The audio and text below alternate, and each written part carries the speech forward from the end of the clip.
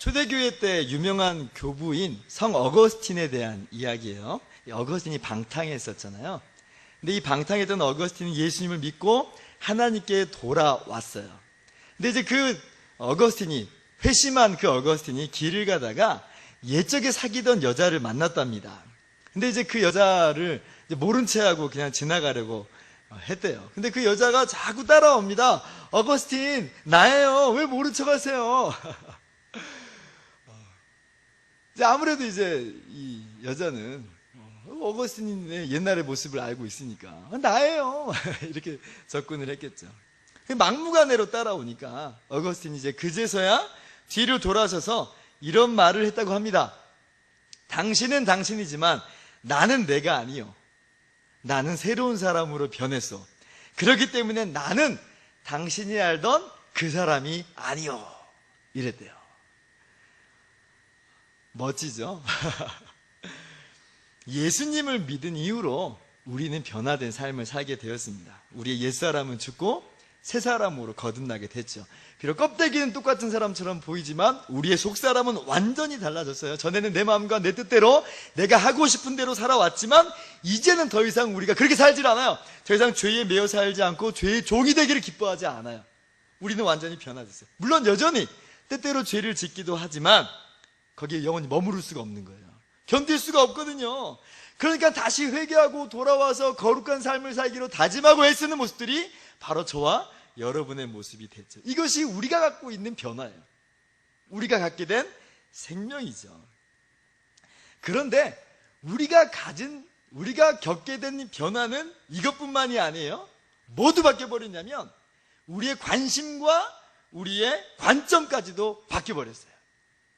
죄를 단순히 짓지 않겠다라는 그런 결심뿐 아니라 이제는 주님을 위해서 살겠노라는 그런 마음의 자세로 우리의 삶이 바뀌어버렸죠. 이전에 세상 나 기뻤지만 이제는 나의 유일한 기쁨은 예수 그리스도밖에 없습니다 라고 고백하면서 살아가는 사람들이 되어버린 거예요. 전에는 성공과 번영을 쫓아가는 삶을 살았지만 이제는 더 이상 그런 것이 우리의 전부가 아니고요, 그것이 우리의 영혼에 진짜 만족을 줄 수가 없게 됐어요. 이것이 우리가 갖게 된 변화예요. 오늘 우리가 만나는 느헤미야가 바로 그런 사람이에요.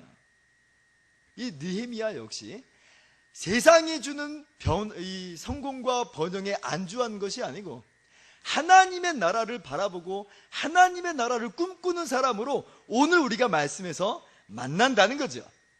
그런데 이 느헤미야를 좀 더 잘 이해하기 위해서는 당시의 배경을 조금 더 잘 살펴봐야 되는 거예요. 여러분 아시다시피 이스라엘 백성들이 애굽에서 종살이 했었잖아요. 근데 하나님의 은혜로 애굽에서 출애굽해가지고 가나안 땅을 차지하게 됐습니다. 이게 얼마나 고맙고 감사한 일이에요. 하나님께서 종살이하던 이스라엘 백성을 건져내셔가지고 가나안 땅을 기업으로 주셨는데 정말 그것이야말로 정말 대단한 기쁨이죠. 마치 우리나라가 8.15 해방을 맞이하는 것 같은 그런 기쁨과 감격과 감사가 이스라엘 백성들 가운데 있었겠죠. 그런데 유감스럽게도 이스라엘 백성들이 가나안 땅에 정착한 이후로 그만 부패하게 돼요. 평화의 시기가 오래 흘러가니까요, 그만 그들의 마음이 풀어져 버렸던 것 같아요. 하나님을 떠나서 우상을 섬기게 되고요, 사회적으로는 가난한 사람들을 압제하고 자기 이속만 챙기는 그러한 탐욕이 만연된 사회로 바뀌어 버립니다. 심지어 법정에서도 돈 있는 사람은 뇌물 주고 유리하게 판결을 받아내고요, 돈 없는 사람은 그냥 돈 없다는 이유 때문에 그 판결이 오히려 불리하게 작용하는 그러한 얼토당토 안 되는 그 이야기들이 이스라엘 사회 속에 있게 돼버립니다. 하나님의 백성의 모습하고는 전혀 다른 모습으로 나아갔다는 거죠. 그래서 하나님이 이스라엘을 심판하시잖아요. 그래서 이스라엘이, 북왕국 이스라엘은 남북으로 나눠졌었는데 북왕국 이스라엘은 진작에 망해버리고 남왕국 유다마저도 BC 586년에 바벨론에 의해서 완전히 멸망하는 것으로 이스라엘 역사는 끝나버립니다.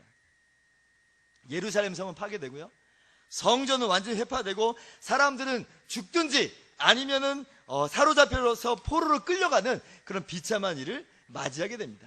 느헤미야는 언제 사람이냐? 바로 그 멸망 이후의 시대 사람이에요. 이스라엘이 범죄해서 완전히 멸망당했을 때 포로로 끌려간 이후에 그때 사람이에요. 그런데 이제 이 포로로 끌려갔던 사람들이 하나님의 은혜로 기적적으로 가나안 땅으로 돌아오죠. 물론 이제 나라를 되찾는 것은 아니고요. 그냥 이 포로에서 해방된 것으로 고국으로 돌아갈 수 있다는 그 명령 때문에 몇몇 사람들이 다시 이스라엘 땅으로, 가나안 땅으로 돌아오게 돼요. 그래서 무너진 성전을 다시 세우고요, 미약하게나마 신앙 공동체를 이룰 수 있게 되었습니다. 이게 느헤미야 시대의 이야기예요. 그런데 오늘 말씀 보니까 가나안 땅에 예루살렘으로 돌아갔던 사람들이 예루살렘 성을 다시 재건하려고 했던 것처럼 보여요. 멸망했을 때 싹 다 무너졌는데 다시 재건하려고 드는 거예요. 그런데 비보가 하나 날아들죠. 3절 말씀인데요, 한번 같이 읽어볼까요? 자, 시작. 그들이 내게 이르되 사로잡힘을 면하고 남아있는 자들이 그 지방 거기에서 큰 환난을 당하고 능욕을 받으며 예루살렘 성은 허물어지고 성문들은 불탔다 하는지라. 돌아간 사람들이 성전을 세웠는데 성벽은 미처 세우지 못하고 성벽은 무너져 버렸고 성문은 불타버렸다, 그렇게 이야기하고 있는 거죠. 그리고 주변 민족들에게 수치와 능욕을 당하고 조롱과 모욕을 당하게 됐다는 것이 지금 느헤미야가 지금 들은 비보예요. 자, 그런데 이 소식을 들은 느헤미야의 반응은 어떻습니까? 4절 말씀 보니까 내가 이 말을 듣고 앉아서 수일 동안 슬퍼하며 하늘의 하나님 앞에 금식하며 기도했다, 오늘 말씀은 이야기하고 있어요. 느헤미야는 그냥 지나가지 않았다는 거예요. 예루살렘 성벽이 무너지고 성문이 불타버렸다는 소식을 듣고 아유 어쩌스까잉 아유 아깝네, 아유 잘됐으면 좋았을걸, 이러고 지나가지 않았다는 거예요. 그런 수준이 아니에요. 지금 울었다고 그래요. 공감하는 거죠. 그들의 마음을 자기의 이야기처럼 지금 받아들이고 있어요. 그리고 수일 동안 슬퍼하면서 금식기도 한다는 것이 오늘 느헤미야의 이야기예요. 나 하나를 위해서 금식기도 하는 것도 어렵습니다. 나 하나를 위해서 하루나 이틀 동안 금식하는 것도 쉬운 일이 아니에요. 그런데 지금 내 문제도 아니에요. 내가 겪는 상황도 아닙니다.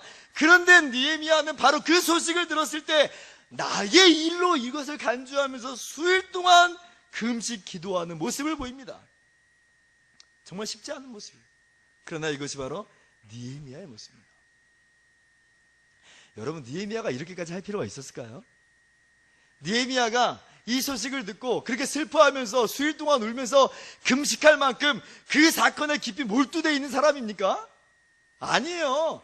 지금 예루살렘 성에 투자한 사람이 아니에요. 뭐 재건에 돈 들인 적도 없고 지금 뭐 그것이 손해가 지금 있어서 그것이 아까워가지고 울고불고 하는 게 아니에요.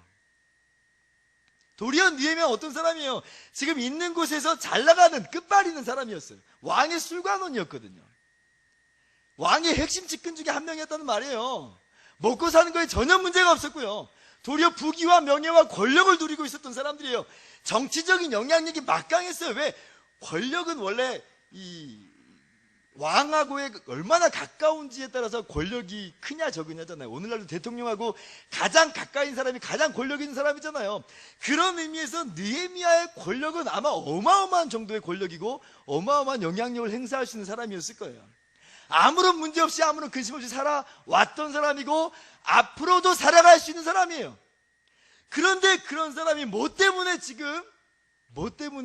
예루살렘 성의 이야기를 듣고 울고불고 하느냐 말이에요. 그만큼 그것이 느헤미야의 마음을 찢어놓는 사건입니까? 그만큼 그것이 느헤미야의 영혼을 뒤흔들어 놓는 사건입니까? 그랬다는 거예요. 왜? 무엇 때문에? 그것이 느헤미야에게 어떤 손해를 끼쳤기 때문에? 그것이 잘 되면 느헤미야 개인에게 어떤 이익이 주어지기 때문에? 그렇지 않아요. 딱 한 가지. 민족을 사랑하는 마음, 내 백성을 사랑하는 마음, 그거 외에는 이렇게 수일 동안 앉아서 금식 기도하는 이유가 없어요. 그런데 느헤미야는 그렇게 앉아서 수일 동안 금식하며 기도하며 하나님께 부르짖습니다. 왜? 나라를 사랑하는, 그렇게 민족을 사랑하는 마음이 그의 영혼을 뒤흔들어 놓았기 때문에 그래요. 지금 이것이 느헤미야의 관심이 지금 어디에 있는지를 보여주고 있는 거예요. 느헤미야의 관심은 지금 자기가 누리고 있는 부귀와 영화와 권력에 있지 않아요. 느헤미야의 관심은 오직 한 가지, 나라의, 민족의 미래에 좀 있는 거죠. 비록 술관원이 되고 성공 가도를 달려도 기쁘지가 않아요. 집이 크고 뭐 돈이 많다고 해서 그것이 만족이 되지 않아요. 내 민족이 어려움 가운데 있다면, 하나님의 나라가 이 땅 가운데 이루어지지 않는다면 그 모든 것이 주어진다고 해도 그냥 그 마음이 안타까워요. 그 영혼이 너무나 안타까워요. 여러분 어떻습니까? 모세도 그런 사람이었죠. 모세도 그런 사람이었어요. 이스라엘 백성이 금송아지 우상을 만들어서 하나님을 떠났을 때 이야기가 있죠. 그래서 하나님께서 진노하십니다. 이스라엘 백성들에게 진노하시고 심판하기로 말씀하세요. 그렇죠. 지금 이스라엘을 애굽에서 구원해 냈는데, 구원해 내자마자 금송아지를 우상으로 만들어 놓고 이것이 하나님이다라고 섬기고 있으니까 얼마나 하나님이 황당하시면서 얼마나 마음이 아프시겠어요. 진노하셨어요. 근데 그때 모세의 마음이 바로 이 마음이었어요. 하나님이 이스라엘을 다 진멸시키시고 모세 개인을 통해서 큰 나라를 이루어 주시겠다고 말씀하셨는데 그것이 모세에게 위로가 되지 않아요. 도리어 모세는 뭐라고 말해요? 어떻게 기도해요? 하나님, 이 민족을 용서하여 주십시오. 만약 그렇지 않으면 내 이름을 하나님의 생명책에서, 하나님의 책에서 지워주십시오. 이렇게 기도를 해요. 여러분이라면 어떻게 하시겠어요? 이스라엘을 멸망시키시겠다고 이야기하세요. 모세 개인을 통해서 도리어 큰 나라를 이루시겠다고 말씀하셨어요. 비록 이스라엘이 멸망받는 건 안타까운 일이지만 뭐 자업자득이려니 뭐 그런 생각 안 하겠어요? 나는 뭐 큰 나라가 된다니까 그것으로 만족해버리지 않겠어요? 그런데 그렇게 모세는 할 수가 없었어요. 견딜 수가 없는 거예요. 그 이스라엘 향한 마음, 그 하나님의 나라를 향한 그 마음이 그의 영혼을 뒤흔들어 놓았다는 거죠. 이것이 바로 하나님의 사람들의 마음이에요. 하나님의 사람들의 관심이에요. 사실 이 마음은 다름 아니라 바로 우리 주님의 마음이기도 하십니다. 여러분, 사실 우리 주님이 우리와 상관이 있으신가요? 느헤미야가 이스라엘 사람들하고 상관이 없는 것 그 이상으로 사실은 우리 주님은 우리하고 아무런 상관이 없어요. 느헤미야는 적어도 같은 혈연이고 같은 민족이기라도 했죠. 모세도 역시 같은 민족이기라도 했죠. 근데 주님은 우리하고 사실 아무런 상관이 없어요. 우리 주님은 창조주시잖아요. 온 우주 만물을 창조하신 참 하나님이세요. 우리는 피조물에 불과하여 우리 하나님께서, 우리 주님께서 우리를 불쌍히 여기실 이유도 없고 긍휼히 여기실 이유도 없고 연대감과 유대감을 가지실 이유도 전혀 없어요. 그럴 필요가 전혀 없단 말이에요. 그런데 어떻게 하세요? 우리 주님께서 그 하늘 영광 버리시고 우리와 똑같은 사람이 되시잖아요. 그리고 택하신 백성들을 위해서 그 죄를 짊어지고 십자가에 달려 죽으시기까지 하시잖아요. 왜 그러세요? 왜 하등 상관없는 일에 껴드시는 거예요? 근데 그만큼 하나님의 관심은, 우리 예수님의 관심은 우리들에게 향하고 있더라. 그만큼 우리 주님은 우리를 사랑하시더라. 이것이 성경의 이야기예요. 이것이 십자가 사랑이죠. 하나님의 관심과 하나님의 사랑이 우리에게 쏟아져 들어왔기 때문에 우리가 구원받고 하나님의 자녀가 되고 영광의 나라를 유업으로 받게 된 거예요. 그렇다면 여러분, 우리는 어떤 삶을 살아야 되는 겁니까? 우리도 우리 마음대로 그냥 우리 하나만을 위해서 살아갈 수 있어요. 그런 우리를 향해서 누가 손가락질을 할 수 있겠어요? 누가 뭐라고 할 수 있겠어요? 그렇지만 우리 주님으로 말미암은 그 사랑을, 사실 우리를 사랑할 필요도 없는 그분이 우리를 사랑하신 그 사랑을 받았으므로 우리의 관심과 우리의 마음도 하나님의 나라를 향해서 기울어지고 하나님의 나라를 꿈꾸는 것이 우리의 모습이 되어야 되지 않겠습니까? 우리의 관심과 관점이 그렇게 하나님의 나라를 향하는 것이 마땅하지 않겠습니까?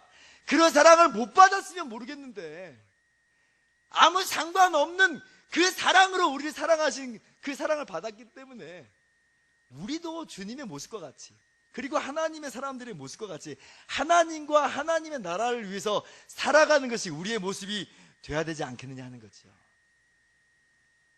그런데 정말 안타깝게도 우리의 시선과 우리의 관심은 참 다른 것들에 많이 뺏기면서 살아가는 것 같습니다. 잘 하다가도 잠시 마음을 놓아버리면 이내 눈이 돌아가 버리더라고요. 하나님의 나라와 하나님의 그 의를 꿈꾸면서 그렇게 살아가더라도 잠시 눈 돌려버리면 이 세상의 유혹과 재물의 유혹과 세상의 염려에 그냥 마음 뺏겨가지고요, 마치 가시떨기에 뿌려진 씨가 못 자라듯이 우리 안에서 그 믿음이 자라지를 못해요. 그냥 내 하나 모습에 그렇게 만족해 버리더라고요. 그리고 급기야는 마음도 무뎌져요. 이 시대 교회가 어떻게 돌아가는지 그렇게 크게 신경 안 써요. 이 시대 신앙의 공동체가 어떻게 지금 흘러가든지 별로 상관하지 않아요. 감흥이 없어요. 그냥 나 하나만 잘 믿으면 되지, 이런 생각으로 그냥 끝나버리는 거예요. 피부에 안 하다니까, 내일이 아닌 것처럼 여겨지니까.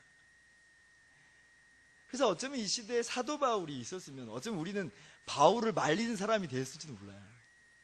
뭘 그리 흥분하냐고, 뭘 그리 열심히 내냐고, 그냥 당신 일이나 조용히 하라고 그렇게 사도 바울을 뜯어 말리는 사람이 우리들이 됐을지도 몰라요. 바울이요, 사도행전 17장 16절에 보면 이 아테네의 우상이 가득한 것을 보고 마음에 격분했다 그래요. 이 격분했다라는 단어는요, 이 자극하다, 마음을 찌르다 이런 말이에요. 그러니까 분해서 가만히 있을 수가 없는 거예요. 하나님 영광 받으셔야 되는데 그 자리에 우상이 그 자리에 딱 앉아 있으니까 너무나 속상하고 울분이 치밀어 오르는 거예요. 그러니까 그렇게 마음이 자극이 오니까요, 회당에서나 장터에서나 날마다 예수는 그리스도라고 전도하기를 멈추지 않아요. 견딜 수 없는 거거든요. 근데 우리는 그럴 거예요. 뭘 그렇게 격분까지 할 필요 있어? 그냥 내버려둬. 그렇게 살다 죽게. 어쩜 바울 보고 너무 오버한다고, 그렇게 오버하며 살지 말라고. 어쩌면 우리는 그러고 있을지 몰라요. 왜? 하나님 나라를 향한 관심과 하나님 나라를 향한 애정이 그만큼 식어버리고 무뎌져 버린 우리들의 마음을 우리는 보고 있는 거예요. 하나님의 나라와 그 영광을 위해서 바울만큼 우리가 그렇게 에너지를 쏟습니까? 그렇게 하나님의 나라를 꿈꾸면서 우리 살아갑니까? 느헤미야처럼 우리의 관심이 하나님과 하나님 나라를 향하 있습니까? 그러지를 않아요. 그러질 않아요. 요즘 페이스북을 달구는 핫 이슈 중에 하나가 동성애에 대한 문제예요. 이 차별금지법이 발의된 이후로 지금 계속 몇 년 동안 이것이 이슈화가 되고 있어요. 차별 금지하자는 그런 내용 자체는 나쁠 것이 없습니다. 참 좋은 이야기죠. 근데 거기에 성적 지향에 대해서도 차별하면 안 된다라는 그런 조항이 들어가면서 거기서 문제가 생겼어요. 그렇게 하면 동성애를 그대로 인정하자는 이야기거든요. 얼마 전에 이제 서울시청 광장에서 동성애 축제한다고 많이 시끌시끌했고요. 그 와중에 미국의 연방 대법원에서는 동성 결혼까지 이제 합법이다라고 이야기하는, 그렇게 발표하면서 그 이슈에 그냥 불을 붙여버렸어요. 동성애가 뭐가 문제인가? 그들이 그냥 좋아서 한다는데 뭐가 문제예요? 문제죠. 왜? 성경이 그것을 죄라고 이야기하고 있는 거예요. 사람들은 이제 그것을 죄라고 이야기하지 않고 도리어 죄라고 이야기하는 사람이 잘못됐다고, 그러면 오히려 벌을 받는다고, 그것이 불법인 것으로 이야기하는 것이 문제예요. 한마디로 말하면 동성애의 문제가 지금 하나님의 나라하고 지금 결부되어 버린 거예요. 고린도전서 6장 9절에 보면 이렇게 이야기합니다. 불의한 자가 하나님의 나라를 유업으로 받지 못할 줄을 알지 못하느냐? 미혹을 받지 말라. 음행하는 자나 우상 숭배하는 자나 간음하는 자나 탐색하는 자나 남색하는 자나, 이런 사람들이 다 범죄한 사람들이고 하나님의 나라를 받지 못할 죄인들이라 분명하게 이야기해요. 남색한다, 동성애를 이야기하는 거거든요. 성경에서는 분명히 죄라고 이야기하는데 지금 세상에서는, 사회에서는 그건 죄가 아니다라고 이야기하면서 도리어 그걸 죄라고 말하는 사람들을 비정상인 것처럼 지금 몰아가고 있는 그런 시대가 되어버렸어요. 근데 정말 이 사건을 통해서 안타까운 건 뭐냐면, 믿지 않는 사람들이 그렇게 얘기하는 것은 우리가 토론하고 계속해서 이야기하면서 우리의 의견을 관철해 나가야 되지만, 정말 안타까운 건 뭐냐면 이 사건들 중에서 어떤 기독교인들의 모습이 너무나 마음에 안타까웠습니다. 뭐라고 이야기하냐면, 동성애나 다른 죄나 똑같지 않느냐, 그렇게 이야기를 해요. 말은 맞는 말이에요. 동성애라고 해서 특별하게도 악한 죄, 그런 건 아닙니다. 그런데 그 뉘앙스는 아니에요. 동성애나 다른 죄나 다 똑같지 않는데 뭘 그렇게 흥분을 하느냐, 이렇게 얘기하는 거예요. 그렇게 말하는 건 뭐예요? 그냥 내버려 두라는 얘기 아니에요? 내버려 두라. 그렇게 말하면 안 되는 거거든요. 우리 뭐라고 말해야 돼요? 동성애가 흉악한 죄인 것처럼 다른 죄들도 그만큼 흉악하다고 이야기해야죠. 다른 죄도 그냥 우리가 그런저렇게 넘어가니까 동성애도 그렇게 저렇게 넘어갈 수 있다고 이야기하는 건 완전히 잘못 이야기하는 거예요. 동성애가 흉악한 죄인 것만 그런 것처럼 거짓말도 흉악한 죄고요, 도둑질도 흉악한 죄예요. 근데 그런 것으로 동성애를 물타기 해서는 안 되고요, 우리가 그 모든 죄와 힘써 싸워야 되고 경종을 울려야 되는 게 마땅한 모습입니다. 믿는 사람들이 도리어 그런 식으로 이야기하면서 뭘 그렇게 흥분하냐고. 도리어 이것이 법제화되고 합법화까지 되게 되면 이게 어떻게 되겠습니까? 심각한 문제가 발생하게 됩니다. 지금이야 이제 제가 동성애는 죄입니다 라고 이야기해도 아무런 문제가 없죠. 만약 차별금지법이 통과가 됐어요. 그리고 제가 강단에서 동성애는 죄입니다, 혹은 상담할 때 동성애자에게 형제님 그 죄에서 돌이켜서 정말 주님이 원하시는 삶을 살아가십시오, 이렇게 얘기했다가는요, 그때는 이제 벌금을 내든지 잡혀가든지 그럴 판석이에요. 지금 그런 위기가 우리 가운데 있어요. 죄를 죄라고 성경이 말하는 걸 그대로 이야기할 수 없는 그런 상황으로 지금 빠져 들어가고 있는 거예요. 그럼 거기에 대해서 가슴 아파해야 되는 게 있는 거예요. 가슴 아파해야죠. 하나님께서 죄를 죄라고 이야기하는데 이제 사람들은 그것을 죄라고 이야기하지 않고 도리어 죄라고 이야기하는 사람들을 공격하는 그런 시대가 됐습니다. 하나님의 영광이 이렇게 가려지고 있는 것이 얼마나 안타까워요. 제가 지금 동성애 이야기만 잠깐 말씀드렸습니다만, 사실은 이 전반적인 문제에 대해서 우리가 그런 경각심을 가질 필요가 있다는 말이에요. 구석구석마다 우리 예수님께서 주인 되셔야 되는데, 우리 주님이 영광 받으셔야 되는데 그러지 않는 거예요. 그러면 우리 안에 격분이 올라와야죠. 그들하고 싸우라는 얘기가 아니라 하나님의 나라를 향한 애정과 사랑이 우리 영혼을 뒤흔들어 놓고 주님의 나라와 영광을 위해서 우리가 살기를 다시 한번 다짐하는 것이 우리의 모습이 되어야 된다, 이 말입니다. 오늘 느헤미야의 모습이 바로 그런 모습이에요. 가슴을 두드려요. 가슴을. 하나님 영광 받지 못하시는 것에 대해서 가슴을 두드려요. 그리고 기도하는 거예요. 하나님 우리를 불쌍히 여겨주십시오. 하나님 우리가 범죄하였나이다. 우리 민족을 주는 긍휼히 여겨주시고 우리나라를, 우리 교회를 불쌍히 여겨달라고 그렇게 기도하고 있는 거예요. 우리도 그렇게 살아야죠. 가슴을 두드리면서 이 나라의 민족을 위해서, 한국 교회를 위해서 기도해야 되는 거예요. 지금 당장 나랑 상관없다고 해서 그냥 지나갈 문제들이 아니에요. 사람들이 아닙니다. 그냥 그렇게 멀어 보인다고 상관없다고 마냥 아무렇지도 않게 무덤덤하게 살아가는 사도 바울의 모습이 아니에요. 세상 일이 너무나 바쁘다고 그냥 그렇게 지내치는 것은 느헤미야 모습과는 거리가 먼 거예요. 뒷짐지지 않았으면 좋겠습니다. 하나님의 나라 일에 대해서, 하나님의 영광에 대해서 다른 사람이 하겠지 하고 미루지 않았으면 좋겠어요. 하나님이 이 일을 위해서 우리를 불러주셨잖아요. 그러므로 우리가 하나님의 나라를 위해서 살아가는 것이 마땅합니다. 하나님께 관심받은 사람이므로 우리가 하나님의 나라에 관심을 두고 애정을 가지고 더욱 이를 위해서 기도하면서 수고를 아끼지 않는 저와 여러분 되기를 주님의 이름으로 축원합니다. 말씀을 마치겠습니다. 얼마 전에 한 집사님께 문자를 받았어요. 해외에서 선교하시는 선교사님을 위해서 성교관으로 이 아파트를 구입하고 싶다는 그런 문자였습니다. 몇 년 전부터 계속해서 기도해 오셨대요. 근데 이번에 위치도 좋고 평수도 좋고 너무나 좋은 이 아파트가 나와가지고 이거를 구입하고 싶다는 거예요. 근데 지금 당장은 돈이 없어요. 지금 추진하고 있는 게 있는데 그게 잘 되면 지금 아파트를 살 수 있을 거라고 기도해 달라는 그런 문자였어요. 제가 그 문자를 보고 얼마나 마음에 감동이 됐는지. 야, 이렇게 정말 하나님의 나라를 위해서 관심 갖는 사람들이 정말 많구나. 여전히 멋진 주의 종들이 많구나. 뭐 성교관을 구입하지 않는다고 해서 누가 그분을 비난하겠습니까? 누가 뭐라고 하겠어요? 사실 그 돈이면, 그 아파트를 구입할 돈이면 그 돈으로 더 많이 누리고 더 많이 즐기고 뭐 그럴 수 있지 않겠어요? 또 그런 마음 들지 않겠어요? 사실 나만 굳이 이럴 필요 있나 뭐 이런 생각 안 들겠어요? 그런데 그런 아름다운 마음을 가지고 있다는 거예요. 이것이 바로 하나님 나라를 향한 마음입니다. 하나님의 나라를 향한 관심이죠. 내 관심이 어디에 있느냐. 하나님 나라를 향한 애정으로 우리도 오늘 살아가는 줄 믿습니다.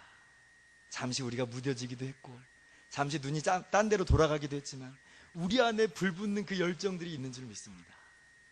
다시 한번 그 마음을 끄집어내어가지고 느헤미야와 같이 하나님의 나라를 위해서 기도하고 또 하나님의 나라를 위해서 수고하는 그런 저와 여러분 모두가 되기를 주님의 이름으로 축원합니다. 같이 기도하겠습니다.